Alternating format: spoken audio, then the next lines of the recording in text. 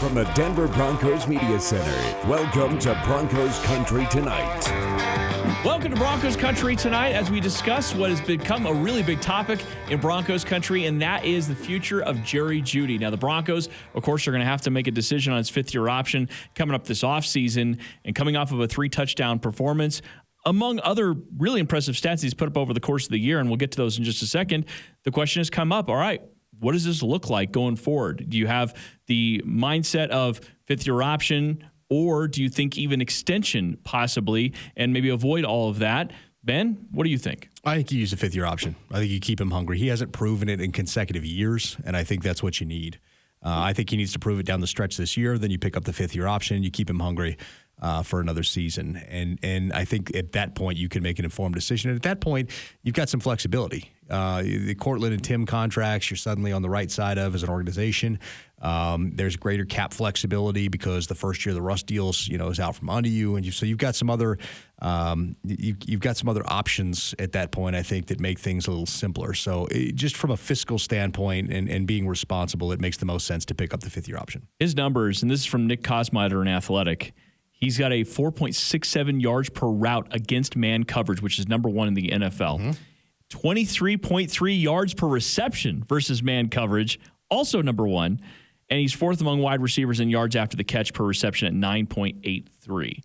Now, he's had some struggle moments against zone, but I'd say that the team in general has had some struggle moments offensively against some zone. And I'd also add that his numbers, at least this last weekend, were actually on the better side of that. So maybe as an X on the outside, maybe in those situations, maybe it's just a better fit. I think that's part of it. I think the two receivers have been a bit miscast.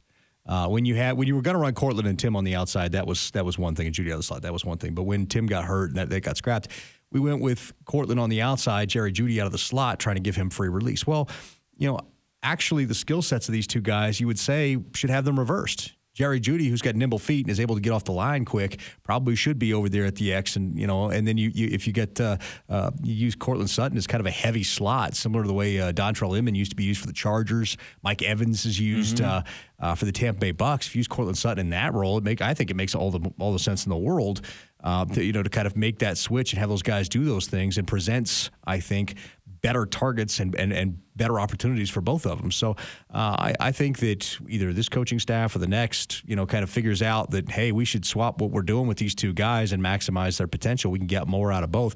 Jerry Jeudy he does make you look silly in man, because he does. His route running is his strength. His nimble feet and the way he's able to change directions and dead leg you. It's a strength. And Cortland Sutton, he's a guy who can sit down in zone, turn the numbers and present a big target over the middle, that kind of stuff. So why not try flopping the thing around a little bit and see if you can get more out of both? I'm into it. And I guess the natural question, like many things we've asked this year, is why did it take so long? I mean, from the outside looking in, we usually pick up on some of these things. I didn't even think about it until we got to this week, and then I was like, I've been thinking about this thing all backwards. Sometimes you get blinded when something's too close to you, when it's right in front of you. You need to take a step back and kind of get a bigger picture. Kudos to the coaching staff for, putting Judy in that spot instead of trying to put Brandon Johnson over there and keep Judy where he was. Right. Kudos to the coaching staff for mixing things up and trying it out, and it worked. So I think that's what these next 4 games should be. Try it out. See if it works. Why not? What have you got to lose? You're already eliminated from playoff contention. What have you got to lose? I'm 100% with you. And so for where the short-term future, I think I'm right with you. I think a fifth-year option, which, by the way, even a week ago, I think that there was a little bit more debate on that. But I really do think, as we've often said on this show and on the radio show, it is a week-to-week league, and all of a sudden you can change a little bit of the perspective on you. There are some people out there that are still not bought into Jerry Jeudy, and I think that those people probably want to see a little bit more. And I think your point about, hey, I'd like to see the 2023 season. I'd like to see if he takes a step forward, especially because you know who your quarterback's going to be. This is going to be the first time he's going to really have continuity consistently with his quarterback, and you assume Russell Wilson will also rebound a little bit too. So I'm in it. I like it. I do think that there's a point though, but yeah, by 2024, when you're in that range, when he would be playing on his fifth-year option, I think that's when you're sort of looking at your roster and considering what you are, because I think as a wide receiver room, you still do lack some continuity. Yeah, and maybe it's injuries, maybe that's part of it. But I also say that the step forward I wanted to see from Cortland Sutton this year, He started out pretty strong, hasn't been quite there. I think teams are really focusing their intent on him.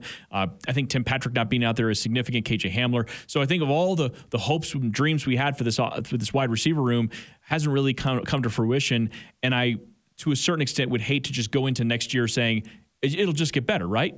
Well, no, yeah, you can't just keep doing the same thing and expect it to get miraculously better. But getting more reps in an offense or more reps with a quarterback and that kind of stuff, that does help.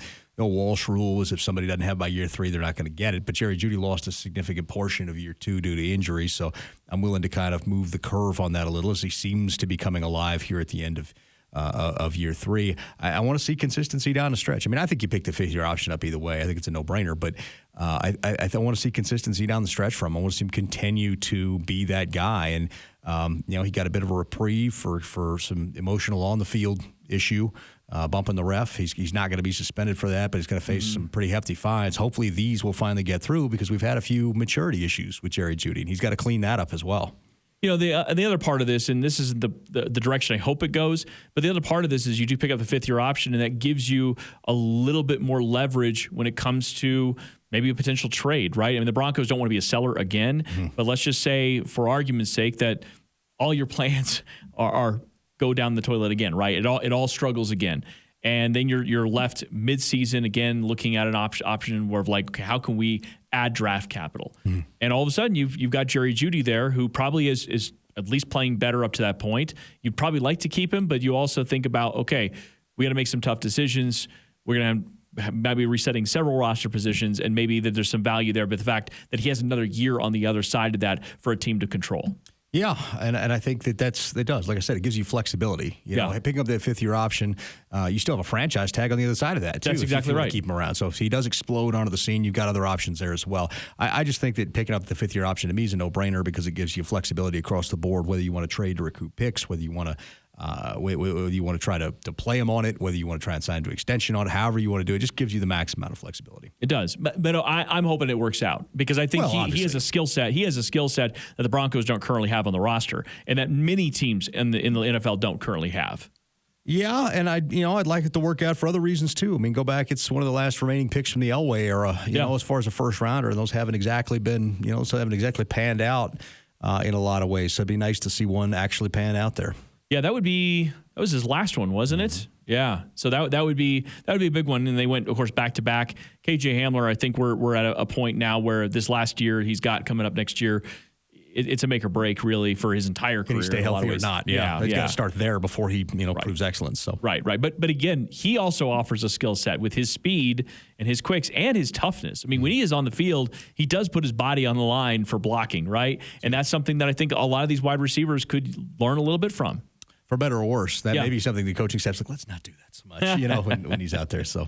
But I'm excited. I'm excited about Jerry Jeudy. I think that this is a little bit of a flash of what it is. And we know, like a lot of positions in the NFL, but especially the wide receiver, cornerback, some of these, it's about confidence, right? And you see sometimes wide receivers talking a little bit of trash, or even DBs, the type of thing. It's because you kind of have to live in that headspace, and you see how the confidence pendulum can really swing either way. If you're getting those targets, you're getting in rhythm, and you're building off of that momentum. Well, great, you can be really good. But if you're not, simultaneously, you have a couple of drops, you start getting in your own head. It can be a disaster. And a guy that I think we bring up in this conversation because it just happened, Demaryius Thomas. The last time a wide receiver had 3 touchdown catches in a game was in 2014. Well, Demaryius Thomas at times we looked at as a bit of a rhythm guy too. We'd say with Demaryius Thomas, you got to get him going in the game, some short, quick passes, get him laser focused in, and then you can start hitting him up over the top on some of the big throws. Yeah, you do have to kind of keep guys dialed in. You got to find ways to keep them dialed in. Even the best out there can at times lose confidence and lose focus if they don't believe in what you're doing. Look at Randy Moss's tenure with the Raiders. Go back and look at his career and then look at his tenure with the Raiders, and that'll tell you the juxtaposition of what Randy Moss, who was an all-world talent, when he doesn't believe in what you're doing, just kind of checked out. All right. For Benjamin Allbright, I'm Ryan Edwards. Thanks for watching Broncos Country Tonight.